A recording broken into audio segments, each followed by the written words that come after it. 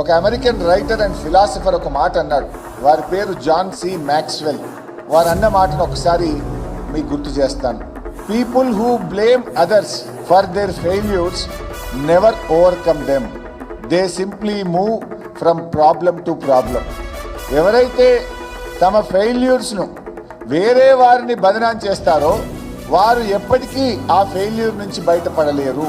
సమస్యల నుంచి బయటపడలేక ఒక సమస్య నుంచి మరొక సమస్య సృష్టిస్తూ ఉంటారు.